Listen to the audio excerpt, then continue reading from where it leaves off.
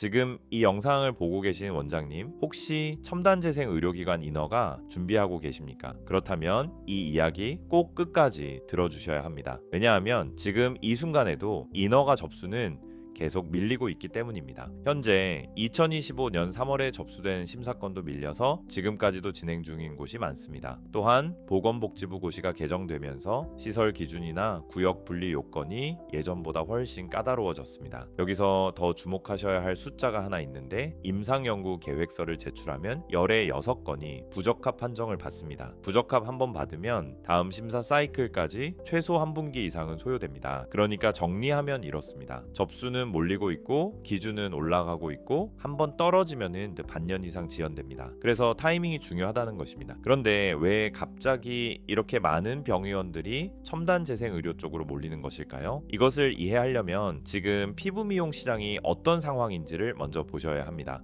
숫자로 보면은 바로 체감이 되실 것입니다. 2012년에 피부과 의원이 1000곳 정도였는데 2022년에는 1400곳 가까이 되었습니다. 10년 사이에 30% 넘게 늘어난 것입니다. 강남만 따로 보면은 더 심각합니다. 피부과가 거의 2배 가까이 증가했습니다. 그리고 2025년에 일반의가 새로 개원한 의원 중에 열의 8곳이 피부과를 진료 과목으로 신고했습니다.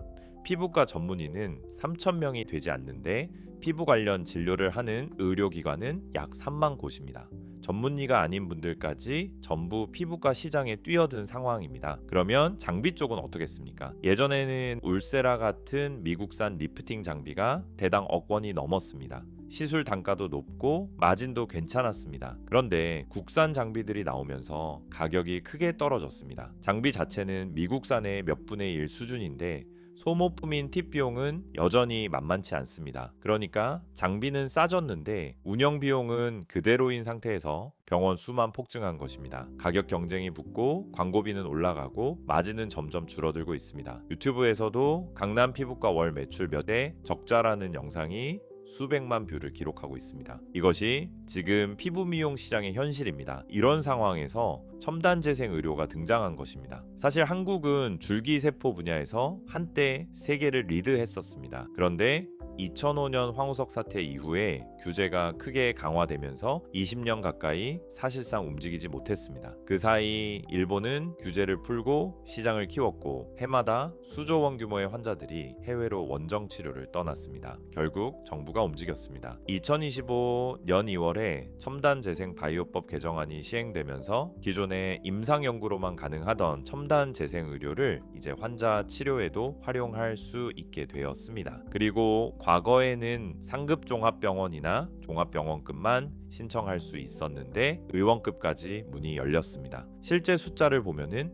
변화가 확연히 느껴집니다. 2022 연초에 지정기관이 34곳이었습니다. 그것이 2022 연말에 56곳이 되고 2025년에는 좀 180곳을 넘겼습니다. 그리고 2026년 2월 기준으로 197곳까지 늘었습니다. 불과 3, 4년 만에 거의 6배 가까이 증가한 것입니다. 지역별로 보면 서울이 압도적이고 부산 20곳, 인천, 대구 순입니다. 그런데 이것이 전부가 아닙니다. 업계에서는 지금 심사 대기 중인 병원이 300곳이 넘는다는 이야기가 나오고 있습니다. 2026년 접수는 4월 중순에서 말쯤 열릴 것으로 예상됩니다. 자, 그러면 원장님들이 가장 궁금해하실 부분입니다. 과연 수익이 되느냐 하는 것입니다. 첨단 재생 의료 시술은 전부 비급여입니다. 건강보험이 적용되지 않기 때문에 가격을 병원이 자율적으로 정할 수 있습니다. 실제로 시장에서 형성된 가격을 보면 종류에 따라 수백만 원에서 수천만 원까지 폭이 매우 넓습니다. 줄기세포 연골재생술의 경우 1,000만 원대에서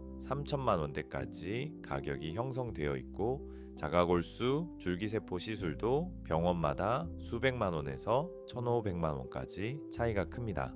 기존 리프팅 시술과 비교해보면 리프팅은 장비 감가상각에 팁 비용의 광고비까지 차감하면은 실질 마진이 계속 줄어드는 구조입니다.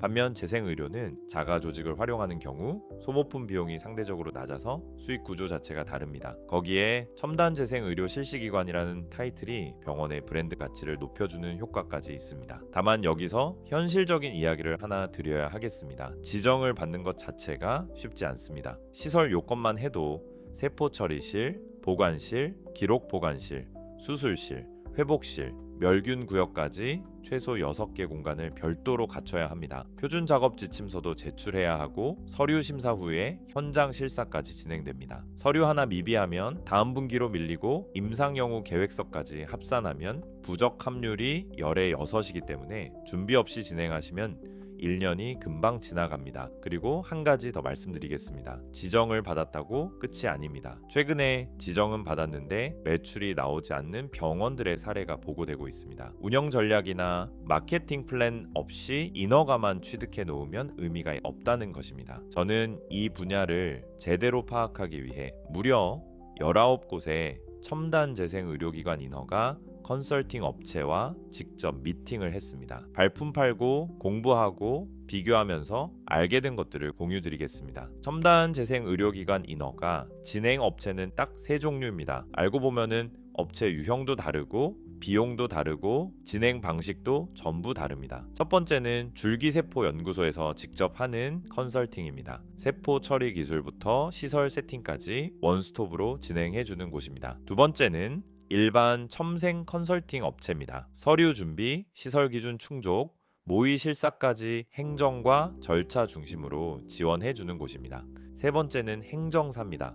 비용은 상대적으로 낮은데 의료 전문성 측면에서는 한계가 있을 수 있습니다. 어떤 유형이 적합한지는 원장님 병원의 현재 인프라와 상황에 따라 완전히 달라집니다. 지금까지 말씀드린 내용을 정리하겠습니다. 레이저 리프팅 시장은 이미 레드 오션입니다. 병원 수는 넘쳐나고 장비 가격은 떨어졌고 마진은 계속 줄어들고 있습니다. 반면에 첨단 재생 의료는 비급여 자율 가격에 소모품 부담이 낮고 인허가라는 진입 장벽이 오히려 먼저 들어간 병원을 보호해주는 구조입니다. 전체 3만 곳에 가까운 피부 관련 의료기관 중에서 지금 첨단 재생 의료 실시기관으로 지정된 곳은 200곳이 되지 않습니다. 1%도 안 되는 것입니다. 지금은 블루오션이지만 접수가 계속 밀리고 있고 기준은 점점 올라가고 있기 때문에 이 기회의 창이 언제까지 열려 있을지는 아무도 알 수 없습니다. 댓글로 현재 상황을 알려주시면은 제가 상담한 업체들의 장단점과 대략적인 진행 순서와 기간을 답변 드리겠습니다. 예를 들어 지금 시설은 어느 정도 갖춰져 있는지, 세포 처리실이 있는지 없는지, 어떤 진료 과목을 운영하고 계신지 이런 내용을 남겨주시면 됩니다. 다음 영상에서는 제가 직접 미팅한 19곳의 컨설팅 업체를 유형별로 나눠서 각각의 비용 구조와 진행 방식 그리고 장단점을 구체적으로 비교해 드리겠습니다. 매우 중요한 영상이 될 것이니